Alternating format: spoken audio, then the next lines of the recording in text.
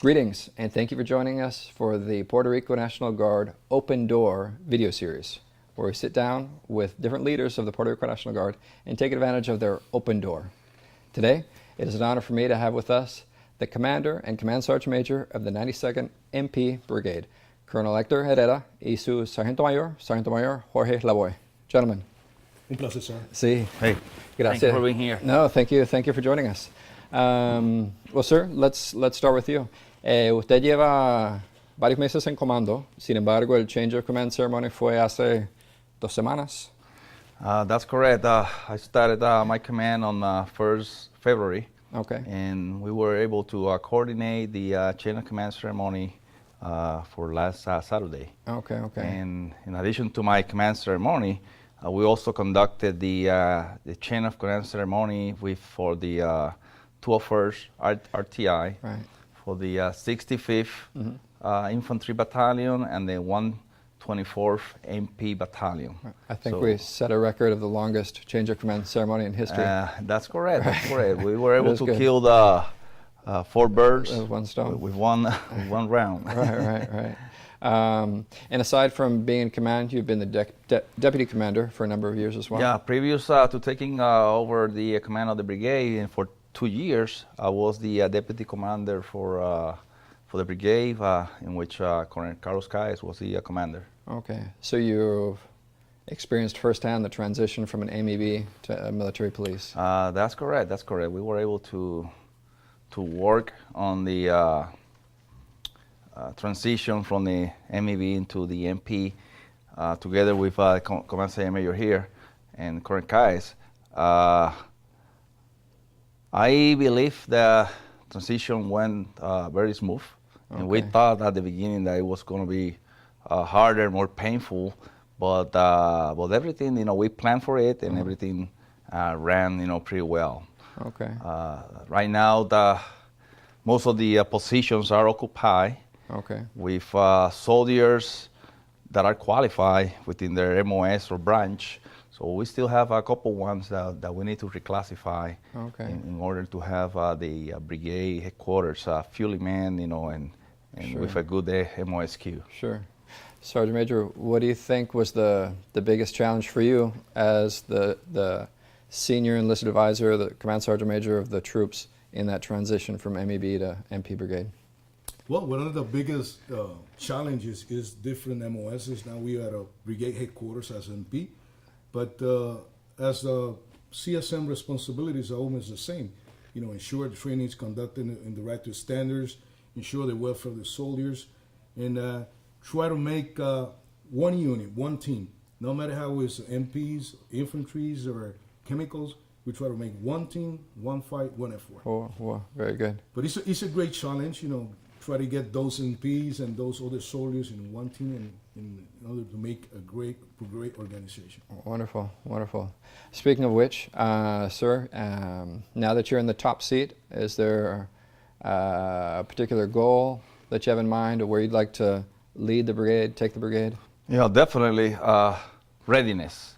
That's our main concern, and that's what we're going to be working to increase the brigade's readiness. Right now, I think that's the tool that big army will use in order to mobilize units, maybe close units.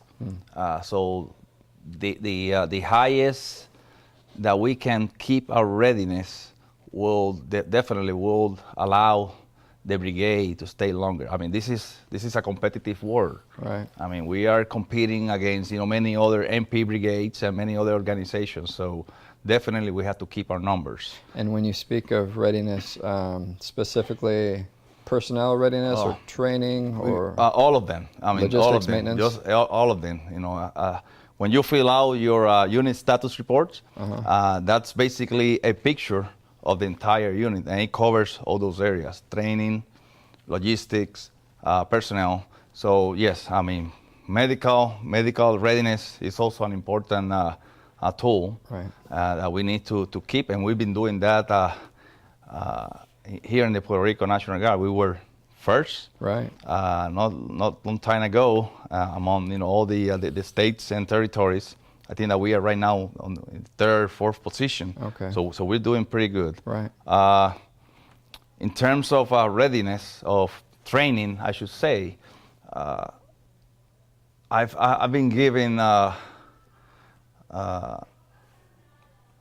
my units the order, we can say order, or maybe the guidance that for second quarter of fiscal year 18, we're going to be training under limited visibility conditions. So in other words, at night. Okay. So we will work at night, and then we will rest during the day. Oh, wow. So to see how it goes. Okay. Most of the battle is conducted at night. Sure. So we want to see how our soldiers will perform under that environment. Okay. Okay. Personnel, definitely, we need to make sure that we keep NCOERs, OERs, what we call quality force indicators, to the best rating as possible, compare with other units, that might be or can be compared with the brigade. And then logistics, we need to have the right equipment in order to go and fight and conduct our mission. Right. Well, you mentioned quality force indicators, Sergeant Major. I know that a big piece of that are the NCOERs. What's your best way of tackling that with your NCOs? Yeah, as a new system that finally the NCOs get opportunity to get a structured system like officers. We got a new NCOER system that provide more tools to the supervisors and raiders to evaluate the soldiers in the proper way. And one of the challenges right now, people getting to the new system. In past years, we do that in paper.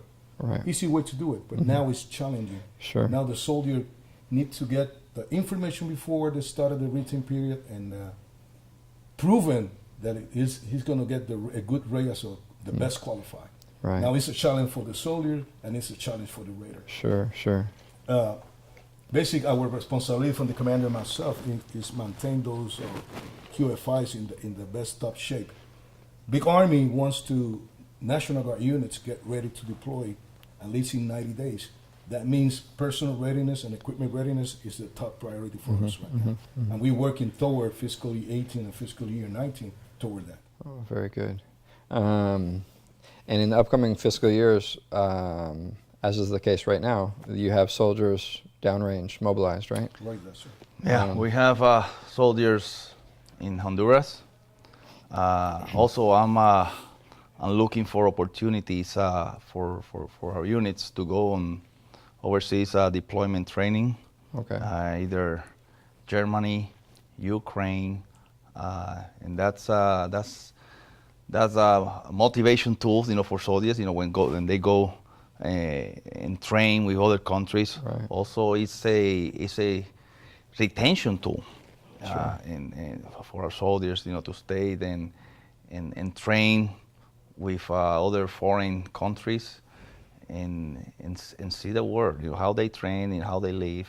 Right. And they will come back, with those experience, and that will allow, for them to teach, coach, and mentor, right. All these other soldiers, when they come into the system. Sure. Well, definitely. I will focus this year in ODTs, deployments. We have the 65th this year going into GRTC. Mm-hmm. Also, we have the MPs going into NTC.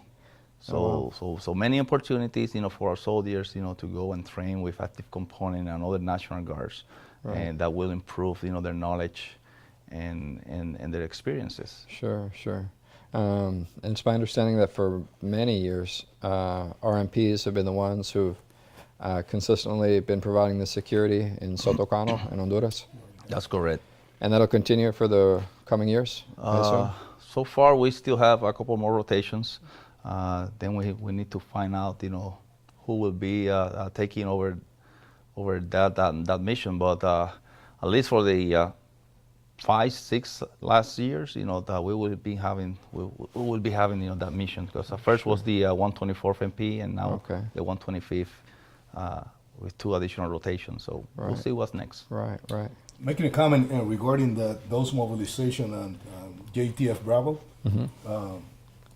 we got some feedback from the leadership from Sotocano, and they tell them that the Puerto Rico National Guard and peace units have proven by test they are one of the best high-skilled personnel and professionals, and they are very satisfied with the performance of our units. And they want to Puerto Rico National Guard still in those rotations. Wow. I think something that we as a guard offer that other guards can't is that almost everyone's bilingual and bicultural. We understand the Latin American culture and speak the language. So that gives us definitely an advantage. Sergeant Major, it's my understanding that you'll soon be coming to the end of the road with your military career? Yes, sir. It's hard. I imagine. The National Guard has been my home for many, many years, 30 years of service, and I'm proud to my performance in the Puerto Rico National Guard. I know it's time to say goodbye. It's time to take my boots off and let some others, great leaders, to step out and do the job. But Sure. It's going to be a challenge for me. I imagine. We mentioned mobilizations. I know being there with you in Guardian Mariner mission in Fort Bragg, North Carolina, and elsewhere. And you were in Egypt as well? Yes, sir. Okay. Also in Cuba. Wow. And my last mission and mobilization was in JTF Gitmo. Okay. And I performed as a J4 Okay. for JTF Gitmo. It has been a great experience. National Guard offered me the opportunity to grow up as a leader, grow up as a person. And my great advice to all soldiers is that to take the opportunities that the Puerto Rico National Guard offers to soldiers, and try to develop the highest in your skills and your MOS and your self-development, and take opportunities, ODTs and school opportunities, and the sky is the limit. Sure. The sky is the limit. Wow. And like I said, lo digo en español, Sí, seguro. Con la Guardia Nacional de Puerto Rico por todos estos años de desarrollo y todo lo que me ha dado. Así que I'm very proud to be part of this great organization.